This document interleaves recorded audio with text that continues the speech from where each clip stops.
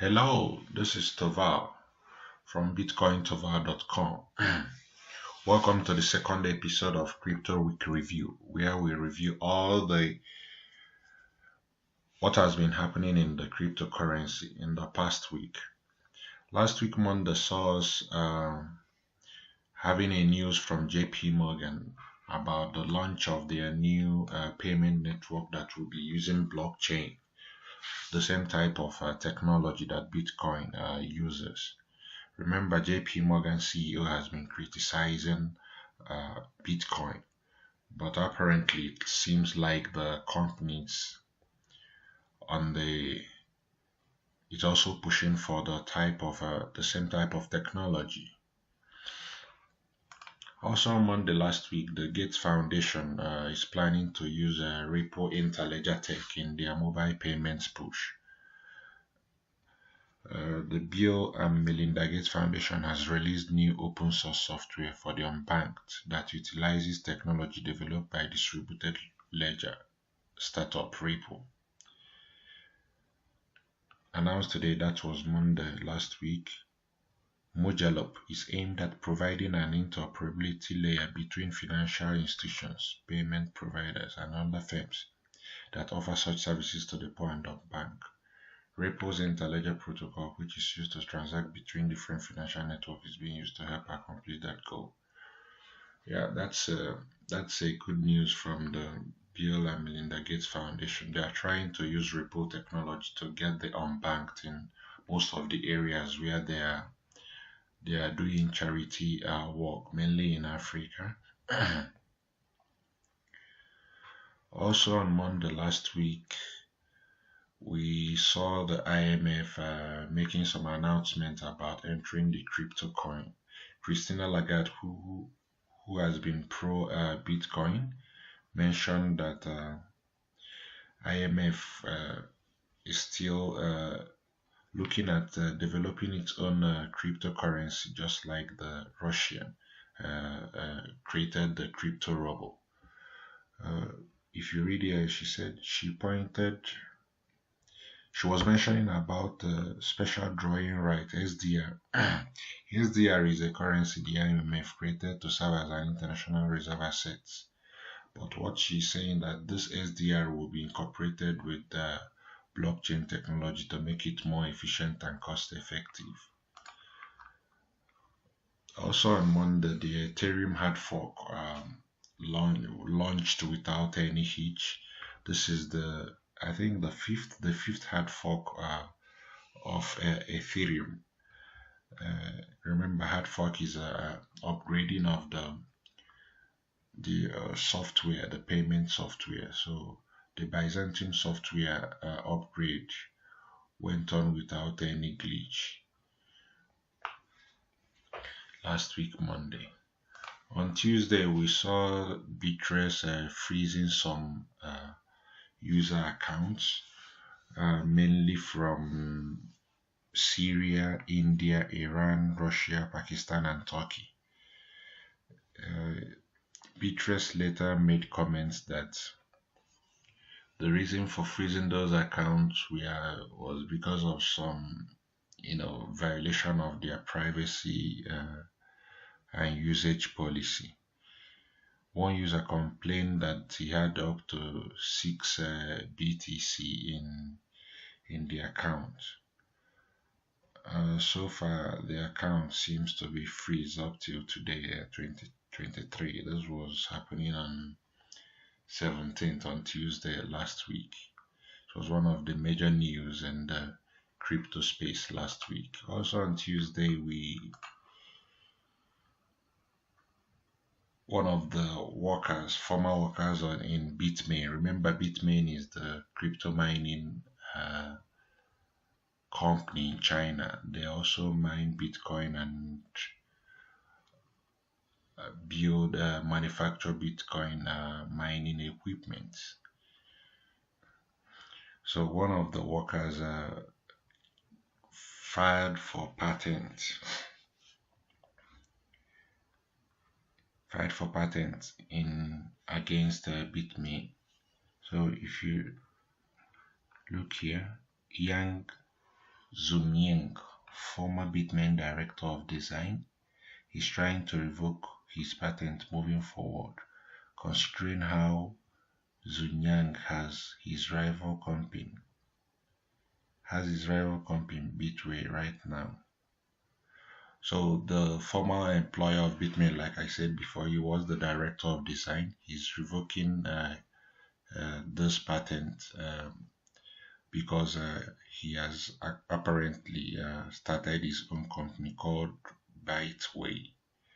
So if the court rules in his favor, this would be a very big blow for Bitmain, who has domi- dominated the ASIC mining equipment space. We will watch out for that. Also on Tuesday, UBS said that crypto is doomed to low demand unless you pay tax with it. Apparently, here what UBS, the Swiss bank, says Bitcoin is a speculative bubble. We have heard that all over and all over again, so it's not a new thing. But why I think it's a major news last week is because UBS is also a pro blockchain, although they are developing their own payment system with some consortium of other banks using the blockchain. So, and also Bitcoin, UBS is a key player in the Enterprise and Ethereum Alliance. So we'll see how this one goes. On Wednesday, it was all about US regulators debate whether Bitcoin is a commodity or security. This actually affected the price of Bitcoin on Wednesday, where the Commodities Futures Trading Commission just released a premiere on virtual currency. The guide covers the basics of virtual currencies, the risks associated with them, and CFTC's roles in regulating them. So as of today, it hasn't been clear whether CFTC and SEC have classified Bitcoin as a security or a commodity moving forward and how it's going to be regulated. So we'll keep an eye on the space and their decisions going forward. BitClave. This is an interesting startup that is, for me, wants to become the Google of tomorrow. They have been successful in their pre-sale, raising $15 million and revamping for the November 8th crowd sale. I think it's a good concept. What BitClave is all about is it's a search that also pays you for searching. Remember, the idea of the decentralized applications and blockchain is giving power to the people. The internet as of today is concentrated in the hands of many internet giants. Your Facebook, your Twitter, your Google, Microsoft. These are big internet firms. Amazon, that have dominated the internet space with the using people's data to make money. But what BitClave is looking at is when companies use your data to market to you, you will have some benefits paid in token, in BitClave token called CAT. So